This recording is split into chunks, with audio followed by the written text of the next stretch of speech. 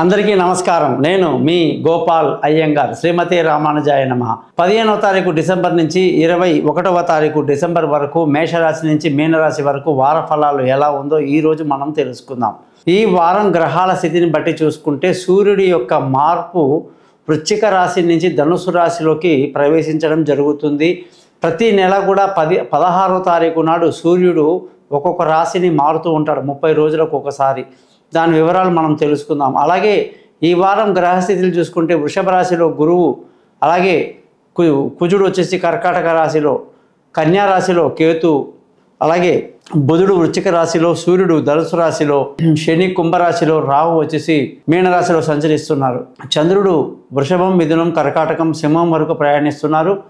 ఇలాగే ఈ సూర్యుని యొక్క స్థితి కానీ గమనించుకుంటే ప్రతి నెల కూడా చాలామంది మన తెలుగు పద్ధతిలో కాకుండా మేషమాసం, వృషభ మాసం, మిథున మాసం, కర్కాటక మాసం, సింహ మాసం అని ఇలా ప్రతి మాసానికి సూర్యుడు ఎప్పుడైతే 16వ తారీఖు ఒక రాశి నుంచి ఒక రాశికి మారుతారో ఆ మాసాన్ని మనం ఆ పేరుతో పిలుస్తుంటారో. అది అన్ని పౌరోహిత్యం చేసేవాళ్ళు, అన్ని కార్యక్రమాల్లో ఇది వాడేదే. అయితే ఎప్పుడైతే సూర్యుడు ధనుస్సు రాశిలోకి ప్రవేశిస్తే 12 రాశుల్లోకెల్లా అత్యంత గొప్పది ధనుస్సు రాశిలో సూర్యుడు ప్రవేశించడం. ధనుస్సు రాశి గురువుకి సంబంధించిన రాశి. ఈ రాశిలోకి గురువు సూర్యుడు మంచి స్నేహితులు అన్నమాట. ఆ కలయిక ఎప్పుడైతే మొదలవుతుందో దీన్ని ధనుర్మాసము అంటారు. ధనుర్మాసం అంటే ప్రపంచంలోకెల్లా చాలామందికి తెలిసినటువంటి గోదాదేవి యొక్క వ్రతకల్పము 1 నెల రోజులు ఉంటుందన్నమాట. ధనుసు రాశిలోకి సూర్యుడు ప్రవేశించగానే ధనుర్మాసం మొదలైంది అని చెప్పి తిరుప్పావై అనేటువంటి 30 పాసురాలని రోజుకొక పాసురాన్ని చదువుతూ జనవరి 14వ తారీఖు నాడు గోదాదేవి కళ్యాణం చేస్తారన్నమాట. ఒక ఆళ్వారులు అంటే గోదాదేవి ఆండాలమ్మ తన యొక్క జీవిత లక్ష్యం కేవలం నారాయణుణ్ణి వివాహం చేసుకోవాలి అనే తపనతో ఆవిడ చేసినటువంటి ప్రయత్నమే ఈ తిరుప్పావై 30 పాసురాలు. ఈ 30 పాసురాల్లో ఒక్కొక్కటి ఒక్కొక్క రోజు చదివితే అద్భుతంగా ఉంటుంది. అసలు భగవంతుడి యొక్క లీలల్ని ఇంత పిహెచ్డి చేసి ఇంత అద్భుతంగా చెప్పగలరా?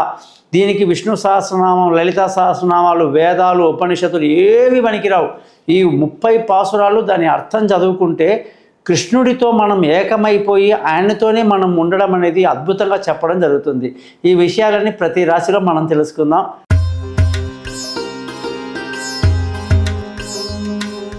తులారాశి వాళ్ళందరికీ 15వ తారీఖు డిసెంబర్ నుంచి 21వ తారీఖు డిసెంబర్ 2024 వరకు వార ఫలాలు ఎలా ఉందో తెలుసుకుందాం. ఈ రాశి వారికి భాగ్యాది అంటే లాభాధిపతి సూర్యుడు అన్నమాట. అంటే వీళ్ళు ఏ పని చేసినా లాభాన్ని ఇచ్చేవాడు సూర్యుడు. మరి అటువంటి సూర్యుడు ఇప్పుడు ధనుస్సు రాశిలోకి ప్రవేశిస్తున్నాడు. దానివల్ల తులారాశి వాళ్లకు ఏం జరగబోతుంది అని ఆలోచిస్తే వ్యాపారంలో తీవ్ర నష్టాలు, పెట్టిన పెట్టుబడులు ఏమైపోతుందో అనే టెన్షన్, వ్యాపారంలో ముందుకు సాగక చాలా ఇబ్బంది పడే అవకాశాలు తులారాశి వాళ్లకు ఉంటాయి. కాబట్టి ఈ తులారాశి వాళ్ళందరూ కూడా రోజు ఆదిత్య హృదయం చదువుకోవటం ఎంతో మంచిది. సూర్య అష్టకం కూడా చదువుకోవాలి. ఈ వారంలో శుక్రుడి స్థితి చాలా బాగుంది. మంచి మానసిక స్థైర్యాన్ని కలిగి విందులు వినోదాల్లో పాల్గొంటూ సరదాగా ఎంజాయ్ బాగా చేస్తారు. ధన ఆదాయం బాగుంది, కుటుంబ సంతోషం బాగుంది, పిల్లల యొక్క పురోగతి బాగుంది, అన్నీ బ్రహ్మాండంగా ఉన్నాయి. బంధువుల స్నేహితుల సహాయ సహకారాలు మెరుగుపరచుకోండి, సంయమనం పాటించండి, వాళ్ళతో ఎటువంటి విరోధాలు పెట్టుకోకండి.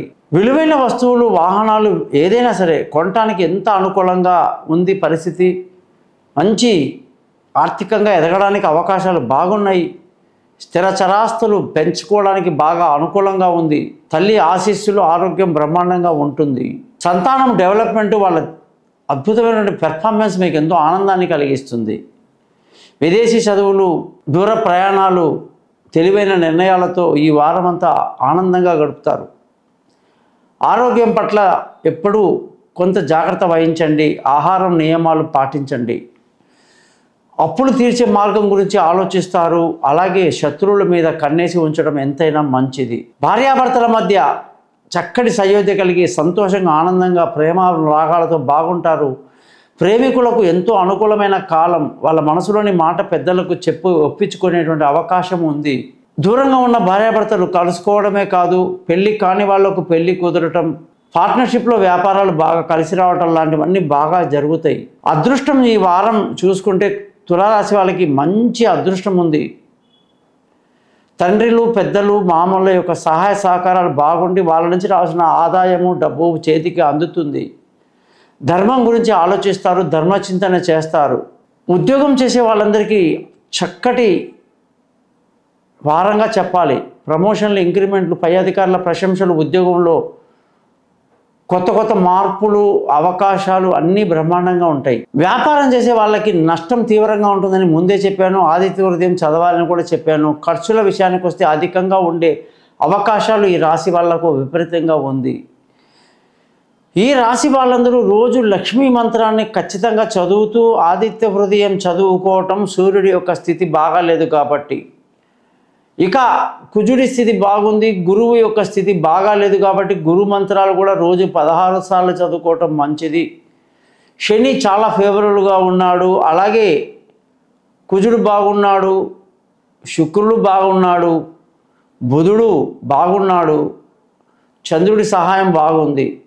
లేనిదల్లా ఈ రాశి వాళ్ళకి సూర్యుడి యొక్క స్థితి బాగా లేకపోవటం, గురువు యొక్క స్థితి బాగా లేకపోవటం ఇబ్బంది కలిగిస్తుంది.